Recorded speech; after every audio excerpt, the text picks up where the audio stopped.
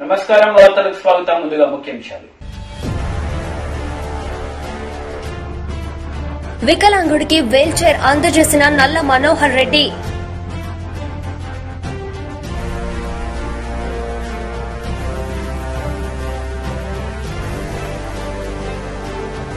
YS Rajasekhar రెడ్డికి కాంగ్రెస్ వెన్నుపోటు పడుతుందని ఆరోపించిన వైఎస్ఆర్ తెలంగాణ పార్టీ అధ్యక్షురాలు షర్మిల.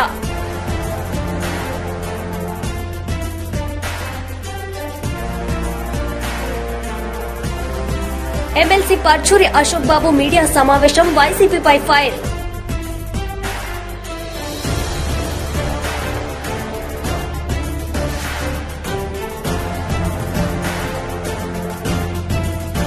ఎన్టీఆర్ వైద్య విశ్వవిద్యాలయం పేరును కుట్రపూరితంగా తొలగించారని, ఎన్టీఆర్ పేరు విశ్వవిద్యాలయానికి తిరిగి పెట్టే వరకు పోరాడతామంటూ రీలే నిరాహార దీక్ష నిర్వహించిన గుడివాడ రూరల్ టీడీపీ అధ్యక్షులు.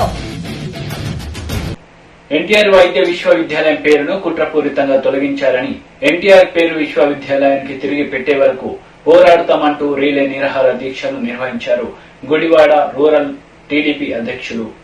ఎన్టీఆర్ వైద్య విశ్వవిద్యాలయం పేరును కుట్రపూరితంగా తొలగించారని, ఎన్టీఆర్ పేరు విశ్వవిద్యాలయానికి తిరిగి పెట్టే వరకు పోరాడతామంటూ రీలే నిరాహార దీక్ష నిర్వహించిన గుడివాడ రూరల్ టీడీపీ అధ్యక్షులు. ఎన్టీఆర్ వైద్య విశ్వవిద్యాలయం పేరు మార్పును ఖండిస్తూ గుడివాడలో టీడీపీ శ్రేణుల రీలే నిరాహార దీక్ష శిబిరాన్ని ప్రారంభించిన మాజీ ఎంపీ కొనకళ్ళ నారాయణరావు, మాజీ ఎమ్మెల్యే రావి వెంకటేశ్వరరావు, ఎన్టీఆర్ తన దేవుడంటూ మాట్లాడే కొడాలి నాని విశ్వవిద్యాలయం పేరు మార్పుపై స్పందించాలి. మాజీ ఎంపీ కొనకళ్ళ నారాయణరావు ఎన్టీఆర్ విశ్వవిద్యాలయం పేరు మార్పును సీఎం జగన్ సోదరి షర్మిల ఖండించింది. కొడాలి నాని ఎందుకు మాట్లాడాడు? మాజీ ఎంపీ కొనకళ్ళ నారాయణరావు పరిపాలన చేతకాని ప్రభుత్వం తుగ్లక్ జీవోలను విడుదల చేస్తోంది. మాజీ ఎమ్మెల్యే రావి వెంకటేశ్వరరావు.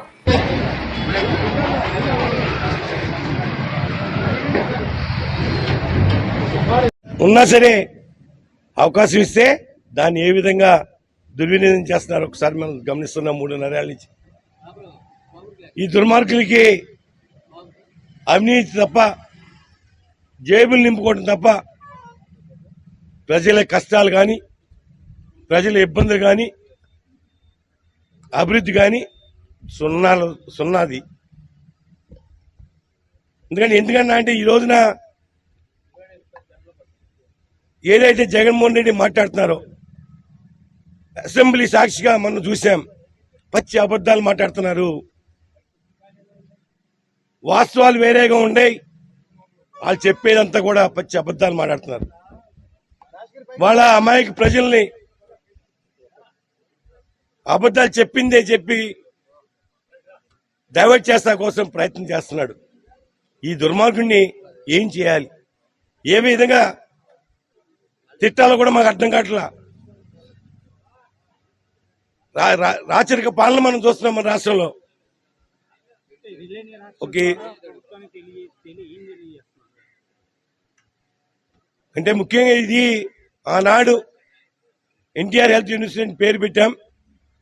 తక్షణమే ఈ ప్రభుత్వం ఏదైతే జీవో తీసుకొచ్చి YS Rajasekhara Reddy NTR health university పెట్టారో దాన్ని క్యాన్సిల్ చేసి తక్షణమే మళ్ళీ ఎన్టీఆర్ హెల్త్ యూనివర్సిటీ పేరు నామకరణం చేయాలని చెప్పి డిమాండ్ చేస్తున్నాం.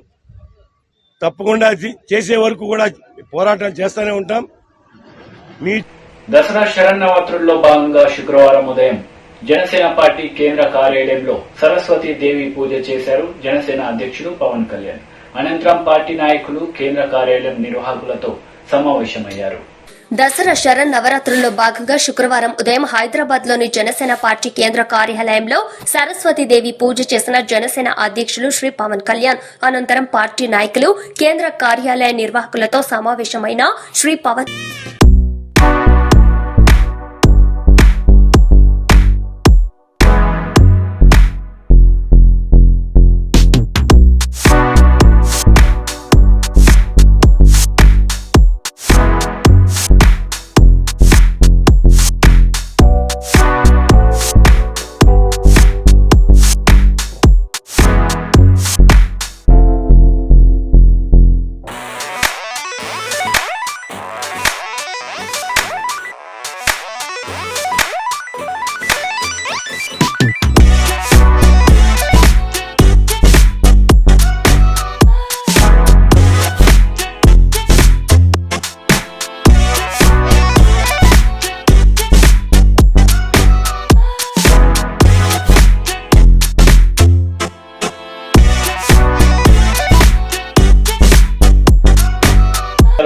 మాట్లాడిన తెలుగుదేశం నేత చింతకాయల అయ్యన్న పాత్రుడు సెప్టెంబర్ 30 మధ్యాహ్నం 3 గంటలకు చోడవరం షుగర్ ఫ్యాక్టరీలో జరుగుతున్న జనరల్ బాడీ సమావేశానికి చెరుకు రైతులందరూ వచ్చి తమ సమస్యలపై బకాయిలపై ప్రభుత్వం నేతలను నిలదీయాలంటూ పిలుపునిచ్చారు. వేస్తే పరిస్థితి ఏంటి అన్న పరిస్థితిలో అర్థం కాని పరిస్థితులు ఇవాళ ఉన్నారు రైతులందరూ కూడా. అప్పుడు చంద్రబాబు గారి టైంలో, తెలుగుదేశం టైంలో ఇన్ టైంలో బకాయిలు ఇచ్చేవాళ్ళు. మనం ఫ్యాక్టరీలో పనిచేస్తున్నటువంటి ఎంప్లాయీస్ కూడా ఇన్ టైంలోనే ఇచ్చాం మనం జీతాలు కూడా. కానీ గత 3 ఏళ్ళుగా మనం చూసుకుంటే రైతులు బకాయిలు ఇవ్వలేదు, ఆ ఫ్యాక్టరీలో పనిచేస్తున్నటువంటి ఎంప్లాయీస్ని కూడా చాలా ఇబ్బంది పెట్టే పరిస్థితులు మనకు కనబడుతూ ఉన్నాయి. ఒకసారి మనం చూసుకుంటే టన్నుకి 2755 రూపాయలు చొప్పున ఫ్యాక్టరీ వాళ్ళు మన రైతులకు ఇవ్వాల్సిన డబ్బు ఎంత, బకాయి ఎంత తెలుసా? సుమారు 40 కోట్ల రూపాయలు. అక్షరాల 40 కోట్ల రూపాయలు. అంత డబ్బు బకాయి చెల్లించకపోతే ఎన్నాళ్ళయిందండి చెరుకుతోలు మీకు? రైతులు ఏమైపోతారండి? మరి వ్యవసాయం చేస్తే అప్పో సప్పో తెచ్చుకొని కదా వ్యవసాయం చేస్తాం. మరి మీరు ఇన్ టైంలో డబ్బులు ఇవ్వకపోతే మరి ఎట్లా వడ్డీ కట్టొద్దా? రైతుల సంగతి ఏంటి? అందుకే ఇవాళ చూసుకుంటే మనం గతంలో గోవాడ షుగర్ ఫ్యాక్టరీ మొత్తం మీద, ఏరియా మొత్తం మీద రైతులందరూ కలిసి 35,000 ఎకరాల్లో చెరుకు పండించేవారు. ఇప్పుడు చూసుకుంటే 15,000 దాటలేదు. 15,000 ఎకరాలు దాటి వేయట్లే చెరుకు. అది కూడా కొన్ని నాదులు లేరు, చాలా ఇబ్బందులు ఎదురవుతున్నాయి. సకాలంలో బకాయిలు ఎవరు? అనంతపురం జిల్లా కళ్యాణదుర్గం పట్టణంలోని కుమ్మరి వీధిలో గడప గడపకు మన ప్రభుత్వం కార్యక్రమంను చేపట్టి ప్రతి గడప గడపకు తిరిగే వారి సమస్యలను వింటూ వాటిని తక్షణమే పరిష్కరించారు మంత్రి ఉషా శ్రీచరణ్. అనంతపురం జిల్లా కళ్యాణదుర్గం పట్టణంలోని కుంభరి వీధుల్లో గడప గడపకు మన ప్రభుత్వం కార్యక్రమంను చేపట్టి ప్రతి గడప గడపకు తిరిగి వారి సమస్యలు వింటూ వాటిని తక్షణమే పరిష్కరిస్తున్న మంత్రి ఉషా శ్రీచరణ్ రాష్ట్ర ముఖ్యమంత్రి వైఎస్ జగన్మోహన్ రెడ్డి ప్రవేశపెట్టిన సంక్షేమ పథకాల గురించి ప్రతి ఇంటికి వెళ్లి వివరిస్తూ పథకాల అమలుపై ప్రజలను అడిగి తెలుసుకున్న రాష్ట్ర స్త్రీ శిశు సంక్షేమ శాఖ మంత్రి వర్యులు శ్రీమతి కేవి ఉషా శ్రీచరణ్.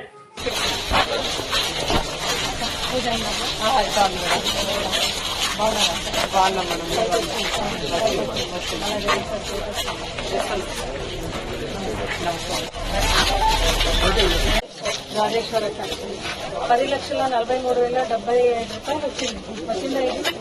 అంటే మీకు పెన్షన్ కానుక ఇంటికి వచ్చి వాళ్ళకి పెన్షన్ వేస్తున్నారు. పిల్లోడు హాస్టల్లో ఉంటే వసతి దీవెన విద్య పడేది. ఇంటి స్థలం కూడా వచ్చింది. మీరే కట్టిస్తున్నారా? ప్రభుత్వం కట్టిస్తారు? మీరే కట్టిస్తున్నారు. ఇది బాడీ నుంచి సొంత ఇల్లు అనుకోవాలనే కళ ఎవరు పూర్తి చేశారు? జగన్ అన్నయ్య చేశారు. మీరు మనస్పూర్వకంగా జగనన్న ప్రభుత్వం పట్ల మీ అభిప్రాయం ఏంటి?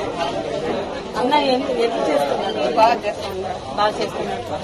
కొంతమంది విమర్శ చేసుకుంటారు అటు ఇటు బయట, ఏది ప్రభుత్వము మీరేం సరిగ్గా చేయలేదు అని. దాని పట్ల మీరు అట్లా ఏం లేదు, బాగా చేస్తుంది. వాళ్ళ బయట మాట్లాడతారు, ఊరికే మాట్లాడతారు, బాగా చేస్తున్నారు. మీరు మళ్ళా సార్ని ఎట్లా సపోర్ట్ చేస్తారు? అన్ననే ముఖ్యమంత్రి చేసుకుంటాను గ్యారంటీ. ఏ ఓటుకేస్తే, ఏ గుర్తుకేస్తే ముఖ్యమంత్రి అవుతారు సార్? అన్నయ్య చెప్పు. 10,000 ఎందుకు ఇస్తున్నారు చెప్పు? అదే మీరు ఐరన్ చేస్తారు కాబట్టి సార్ ఇస్తున్నాడు. ఎందుకు ఇస్తున్నాడు 10,000? డెవలప్ కావాలని ఇట్లా ఆలోచన ఇంత ముందు ఎవరికైనా వచ్చిందా? ఇట్లా బీసీలని డెవలప్ చేయాలని చంద్రబాబు నాయుడు గారికి అస్సలు రాలేదు ఎటువంటి ఆలోచన, అవునా కదా? ఎప్పుడన్నా వచ్చిందమ్మా టీడీపీ ప్రభుత్వంలో 10,000 మన రజకులకు ఎక్కడన్నా వచ్చిందా? రాలేదు. ఇప్పుడు జగనన్న ఇచ్చాడు, అవునా కదా? బీసీని గుర్తిస్తున్నాడు, వెనకబడిన కులాల్ని గుర్తిస్తున్నాడా లేదా సార్? ఇస్తున్నాడు. మళ్ళీ అదే విధంగా చేయూత 18,750 పడిందా? ఏం తెచ్చుకున్నాం? మూడోసారి టీడీపీ ఎమ్మెల్సీ పర్చూరి అశోక్ బాబు మీడియా సమావేశం నిర్వహించారు. ఈ సందర్భంగా పలు అంశాలపై ఆయన మాట్లాడారు. ఏమైనా బాగున్నాయా అంటే అది లేదు. ఎందుకంటే ప్రభుత్వం నాడు నేడుని ఎంతో ప్రెస్టీజియస్ గా తీసుకుంది. హెడ్ మాస్టర్లను దానికి వాడుకుంది. కరోనాలో హెడ్ మాస్టర్లతో పనులు చేయించింది. చాలా చోట్ల అవినీతి జరిగింది. దానికి హెడ్ మాస్టర్లని బాధ్యత చేసింది. ఆ కరోనాలో చనిపోయిన టీచర్లు కానీ హెడ్ మాస్టర్లు కానీ ఎంతోమంది ఉన్నారు. ఇవేమీ కూడా ఇవాళ ప్రభుత్వం పట్టించిన పరిస్థితి లేదు. పోనీ ప్రభుత్వం చెప్పిన విధానంలో వాళ్ళకి సంబంధించిన పిఆర్సీలు కానీ లేదంటే నూతన విద్యా విధానంలో ప్రభుత్వం టీచర్ సంఘాలని లేదా విద్యావేత్తలను పిలిచి మాట్లాడే విధానంలో కానీ ఎక్కడా కూడా టీచర్లకు అనుకూలంగా జరగలేదనేది వాస్తవం. అయితే వాళ్ళ హరీష్ రావు గారు మాట్లాడిన విధానం చూస్తుంటే ఆంధ్ర రాష్ట్రంతో లో పరిస్థితిని చూపించి తెలంగాణ టీచర్లను భయపెట్టే పరిస్థితి ఉందా అనిపిస్తుంది. అయితే తెలంగాణలో అక్కడేమీ అంత గొప్పగా లేదు, అక్కడ పరిస్థితులు కూడా ఇంకో రకంగానే ఉన్నాయి. అయితే ఆంధ్ర రాష్ట్రంతో పోల్చుకుంటే తెలంగాణ పరిస్థితి బాగుందని చెప్పడం మరి ఆయన విఘ్నతగా వదిలేస్తున్నాం. కానీ దానికి మన రాష్ట్ర విద్యాశాఖ మంత్రి గారు చెప్పిన విధానం, మీరు రండి ఇక్కడ చూసుకోండి అన్నాడు. ఏముంది ఇక్కడ?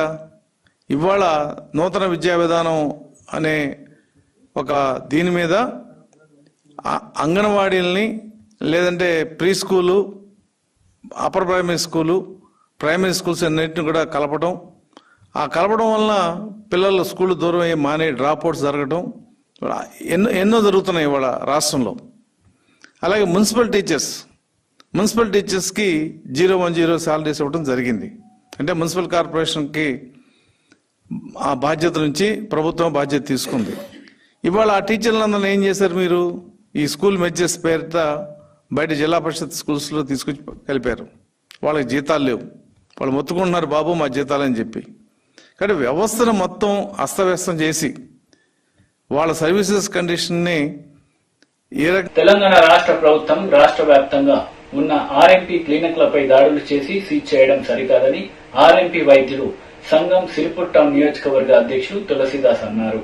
క్లినిక్లపై దాడులు చేసి సీజ్ చేయడం సరికాదు. తెలంగాణ రాష్ట్ర ప్రభుత్వం రాష్ట్ర వ్యాప్తంగా ఉన్న ఆర్ఎంపీ క్లినిక్లపై దాడులు చేసి సీజ్ చేయడం సరికాదని ఆర్ఎంపీ వైద్యుల సంఘం సిర్పూర్ టౌన్ నియోజకవర్గ అధ్యక్షులు తులసిదాస్ అన్నారు.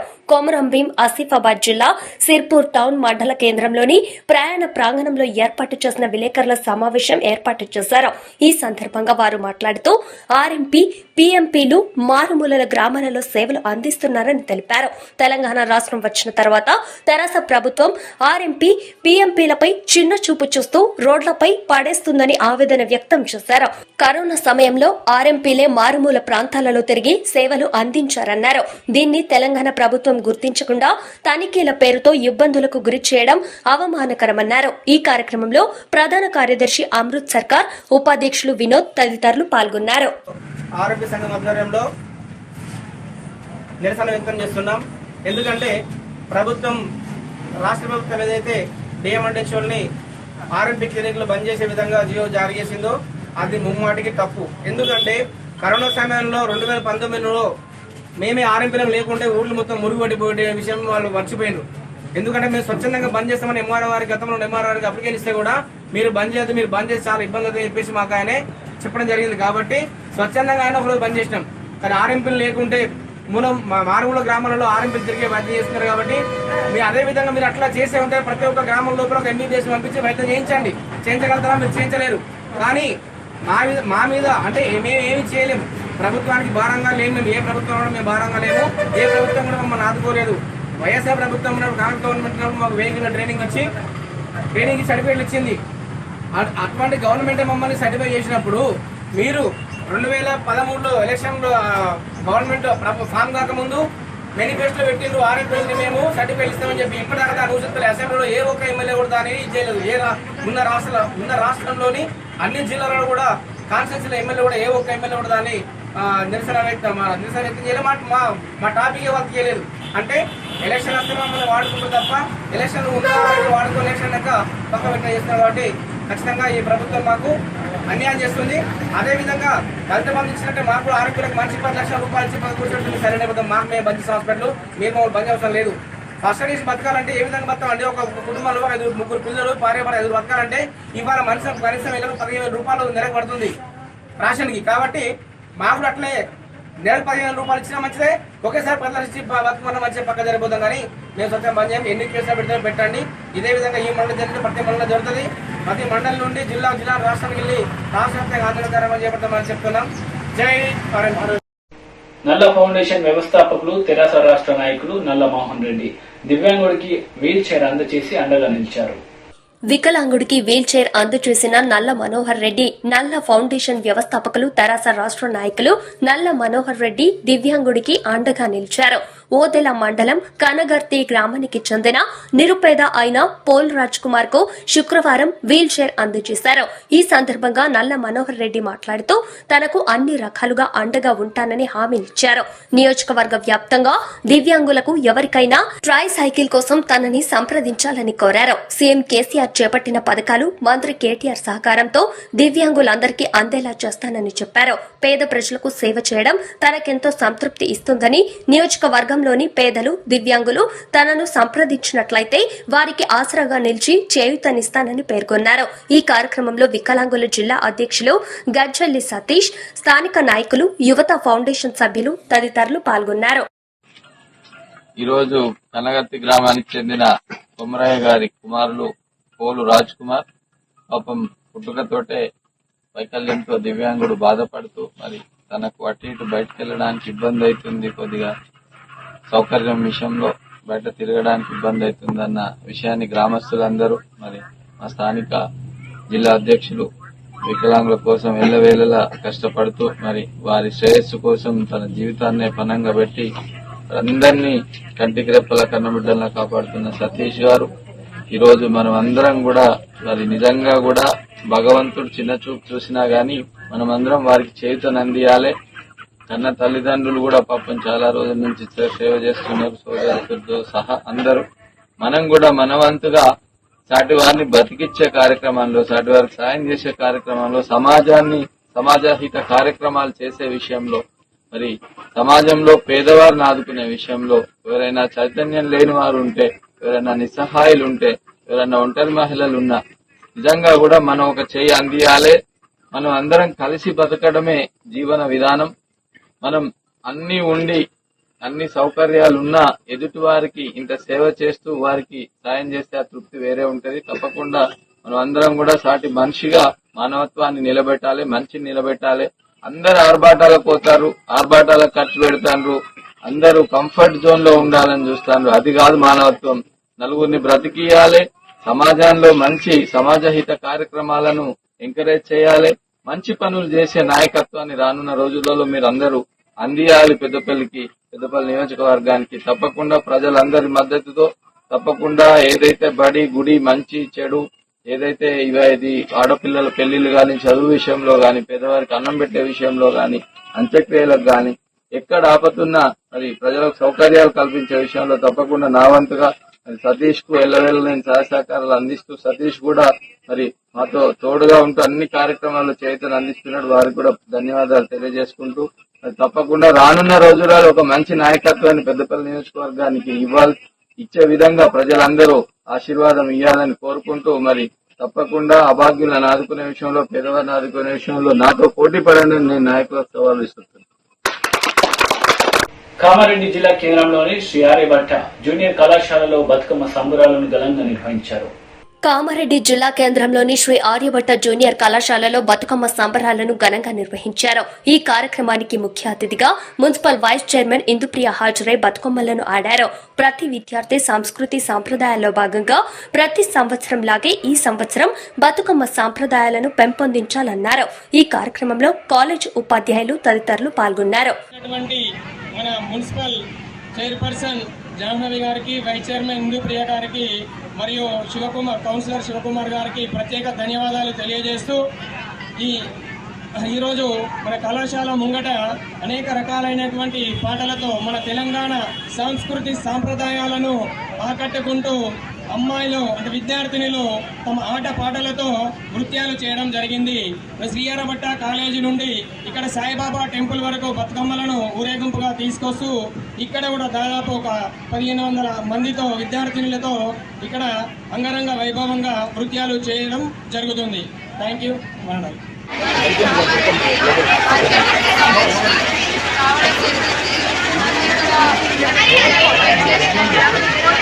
Thank you.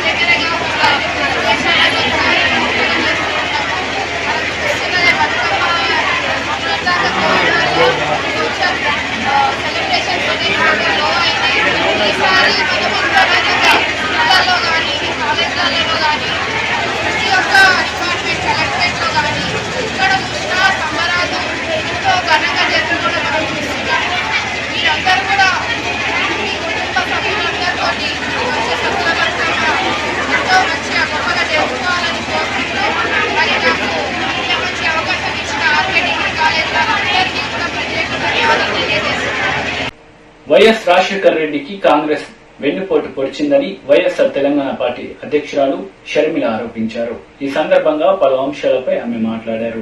మొత్తం పథకాలన్నీ సున్నా చుట్టాడు కేసీఆర్ సార్. అంటే 30,000 ఇచ్చే పథకాలన్నింటినీ బంద్ పెట్టి 5,000 ఇచ్చే రైతు బంధు ఇచ్చి నేను రైతుల్ని కోటీశ్వరులను చేసేస్తానంటున్నాడు కేసీఆర్ గారు. రైతులంతా కార్లలో తిరుగుతున్నారట, రైతులంతా కడుపు నిండా తింటున్నారట, కంటి నిండా నిద్రపోతున్నారట. 5,000 ఇస్తే కోటీశ్వరులు అయిపోతారన్నా? 5,000 ఇస్తే కార్లలో తిరుగుతారా? అసలు రైతుకి ఈరోజు గౌరవం ఉందా? పండించిన పంటకు విలువ ఉందా? గిట్టుబాటు ధర ఉందా? లాభాలు వస్తున్నాయా?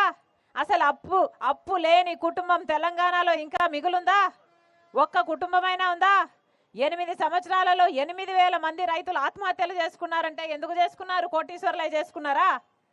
అసలు వరి వేసుకుంటే ఊరే అన్న సన్నాసి ముఖ్యమంత్రి ప్రపంచంలో ఇంకెవడైనా ఉంటాడా? కౌలు రైతును రైతే కాదన్నారే, ఇంతకంటే దుర్మార్గం ఉంటుందా? అసలు పంట నష్టపోతే పైసా అయినా పంట నష్టపరిహారం ఇచ్చే దిక్కుమాలిన పాలన ఉందా? కేసీఆర్ గారి దిక్కుమాలిన పాలనలో ఒక్క పైసా అయినా వస్తుందా?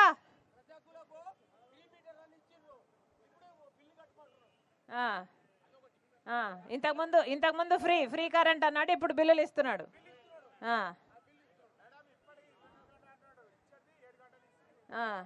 24 గంటలు పోయింది, 24 గంటలు పోయింది.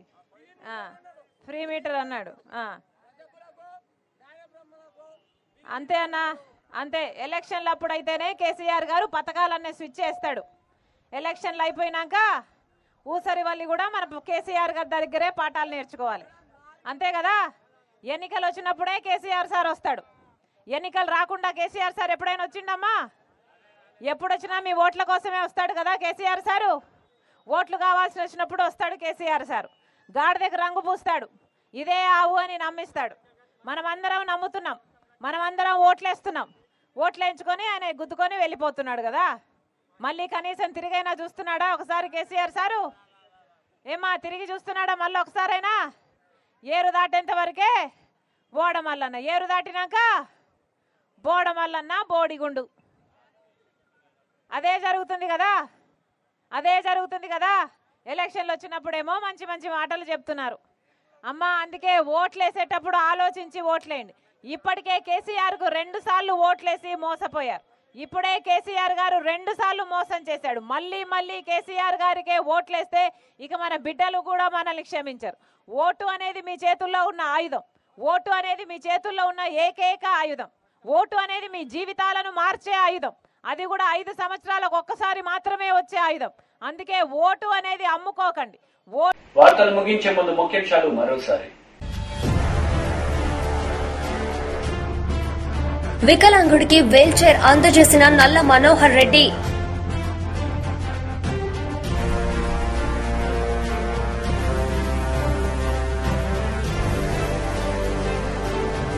వైఎస్ రాజశేఖర్ రెడ్డికి కాంగ్రెస్ వెన్నుపోటు పొడిచిందని ఆరోపించిన వైఎస్ఆర్ తెలంగాణ పార్టీ అధ్యక్షురాలు షర్మిల.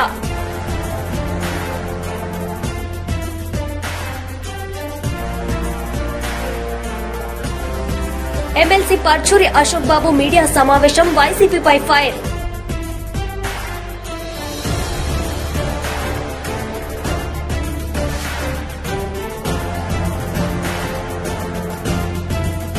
ఎన్టీఆర్ వైద్య విశ్వవిద్యాలయం పేరును కుట్రపూరితంగా తొలగించారని, ఎన్టీఆర్ పేరు విశ్వవిద్యాలయానికి తిరిగి పెట్టే వరకు పోరాడతామంటూ రీలే నిరాహార దీక్ష నిర్వహించిన గుడివాడ రూరల్ టీడీపీ అధ్యక్షులు. ఈ వార్తలు ఇంతటితో సమాప్తం. తిరిగి ప్రసారమయ్యే వార్తలు మళ్ళీ కలుద్దాం. అంతవరకు సెలవు, నమస్తే.